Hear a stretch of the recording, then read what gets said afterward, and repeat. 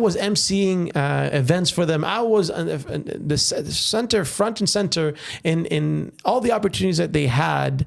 They knew about my prayer. They would tell me to go and pray, right? They would provide me the space. They had rooms in their facilities, all because I was a visible Muslim, a Muslim who was not shy of my identity. So what I can say to everyone watching is be proud of your identity. Make sure Allah is number one. Don't try to do something that is good for the job because you think that, you know, they will make them happy. For example, shaking hands in an interview. I know I can't shake hands with the opposite sex. People say, well, you don't shake any. I told the government job when I was going for a job, I said, look, I can't shake hands. And they were understanding. They respected it. In fact, I use that as an example now when I'm presenting to different municipalities. But don't let go of making Allah happy, because if you make Allah happy, He'll make the people happy with you. If you upset Allah by making the people happy, by trying to make the people happy, Allah will make them upset with you. At the end of the day, your success is controlled by Allah. Make Allah happy and He'll make everyone happy, and He'll make you happy. The success comes from Allah, so don't make those who upset Allah happy by doing things that you're not supposed to do. And as long as you're living your life through that, by keeping Allah as your foundation and keeping Allah number one, He will keep you number one. That's awesome advice. A lot of young Muslims living here in Canada, in the West, really struggle with their identity. And a lot of people are forced to kind of hide it a little bit if they're trying to pray their daily prayers. If they're in school or at work, they kind of have to hide. Or if they're fasting, and they kind of try to hide their identity. You said you've really displayed your identity as much as possible, even though other people were saying, got to hold back a little bit just so that you don't lose your progress in your career. So what do you say to the young Muslim youth growing up that are struggling with identity issues currently, as well as right now, there's a lot of push towards a lot of, new identities, let's just say, that are kind of like very much against what Islam stands for. And people are now getting more gravitated towards that or attracted towards it. And there's a lot of push towards accepting all of that. And now it's getting even more difficult for a lot of young Muslims to stay connected with their Muslim identity, and they're getting further alienated.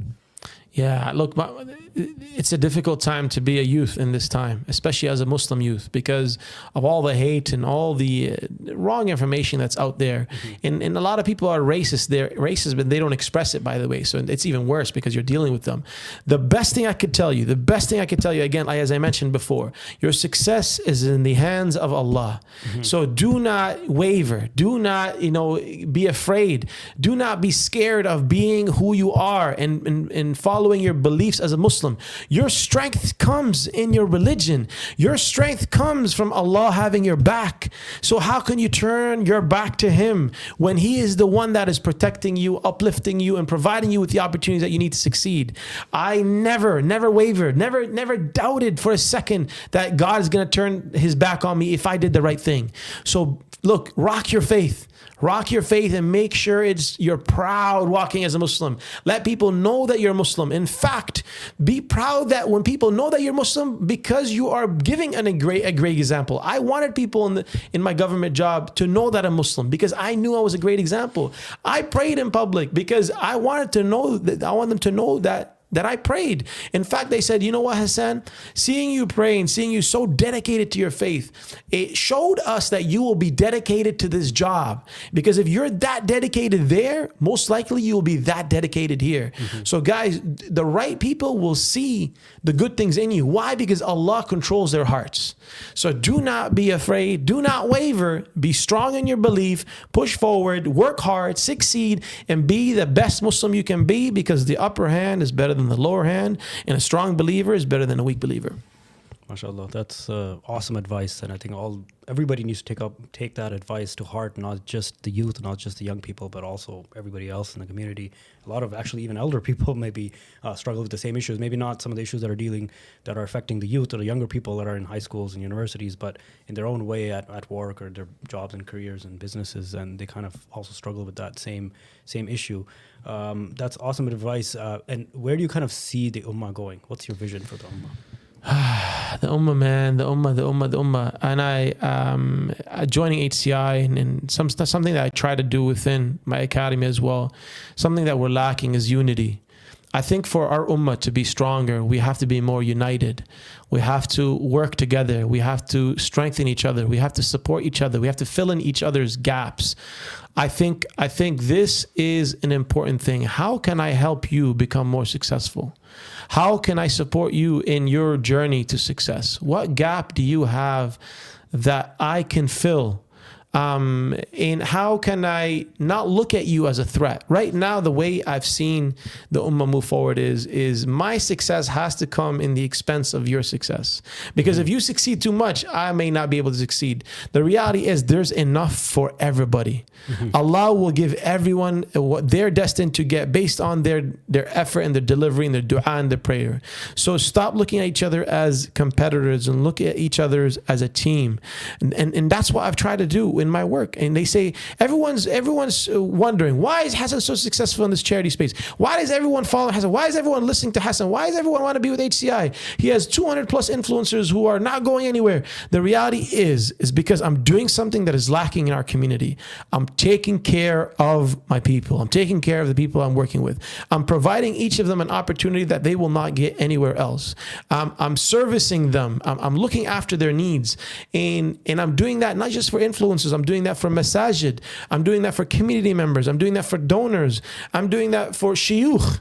I brought the shiyukh together. I said, look, I want to help you guys. I want to provide opportunities that are going to make you guys more powerful, to strengthen you in the communities, but also provide you the opportunity to help others. So if there's one message that I can give for the ummah is how can we be united? How can we support each other so that we can succeed? And only then can we make change. Keep that in mind. We're always complaining about, well, how come this is happening? Because we don't have enough strength. Everybody should strive to be excellent in their own space and then strive to work with others so that we can succeed together. A strong believer is better than a weak believer. Upper hand is better than the lower hand. How can we all succeed individually and know that your success should be easy? Why? Because we have Allah supporting us. We have God behind our back. We have the power of prayer. Dua is accepted. How can we fail? As long as we're putting our effort, as long as we're working hard, as long as we're praying and making dua for what we want. And then using the success that God gave us to help others succeed and bring them up and doing it together. This is the future of the ummah. And when we do that, we will finally, truly be successful. Palestine will be free. Other countries will succeed. And so many problems will be solved. But right now, the issue is we're not united and we're not succeeding individually. And if we do succeed, we let go of our religion. Yeah. The second we get success, fame, and money, I know because I'm dealing with figures, public figures. The second we get success, we forget about our faith. The second we get success, we forget about God. And so the best way I can put it together, quote by Sheikh Tawfiq Chowdhury, who's a businessman, doctor, and a sheikh as well. He says the best believer is the believer who has the world in his hands, but Allah in his heart.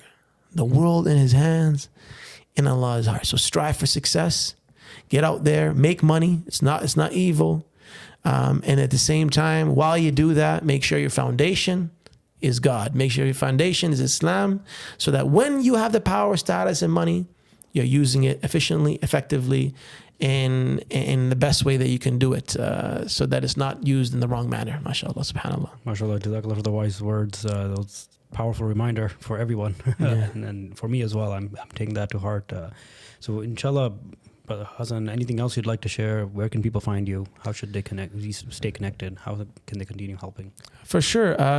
If I can, I've given a majority of my message here, but my hope is that, our ummah, our community, improves and becomes stronger day by day. My hope is that our youth are our future. That's why I have my academy, is that I can instill in them the faith, instill in them in the acts and in the dedication that is needed to succeed and push.